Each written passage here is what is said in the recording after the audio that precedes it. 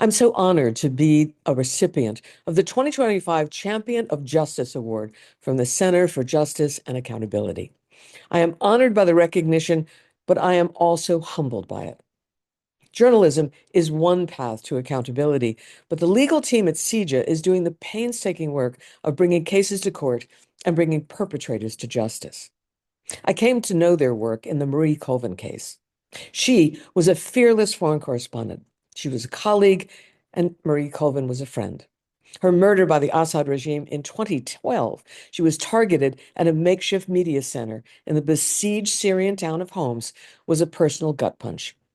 She remained to report even though she was in danger, and she died because of that work. CJA uncovered evidence that showed that Marie Colvin was deliberately assassinated by the Syrian military and the intelligence forces. It was part of a broader conspiracy to neutralize Syrian and international reporters. A judge in a federal court in the District of Columbia agreed with CJA's assessment and delivered a judgment against the Assad regime. I covered that trial and I covered the judgment. And I can only imagine that Marie would be pleased to know that the Assad regime collapsed on December 2024 as opposition rebels surged into the capital and Assad's army and his intelligence services melted away.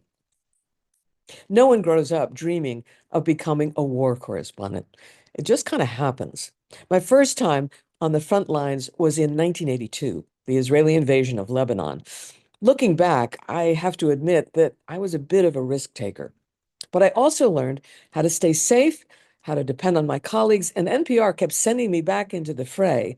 So for more than 30 years, I have covered conflict. I had a front row seat on what many call the age of impunity. This is an era where violations of justice and human dignity occur not in secret, but in full view of a world that often looks away. My work as a war correspondent has made me acutely aware of the importance of accountability and justice, and I've shifted my coverage to make note of that. It doesn't come often enough, but when it does, it matters and deserves even more attention and coverage than the violent events that created the need to catch the perpetrators and bring them to court. Not only for the victims, but for the rest of us who want to live in a world that recognizes that the age of impunity is dangerous. When anything goes and war crimes go unpunished, then militias and militaries and the government officials who give the orders believe they can get away with anything. And so they do everything. Chemical weapons, barrel bombs, target hospitals, schools, civilians on breadlines, and journalists who risk their life to show the world what is happening. Those war crimes are still being committed today.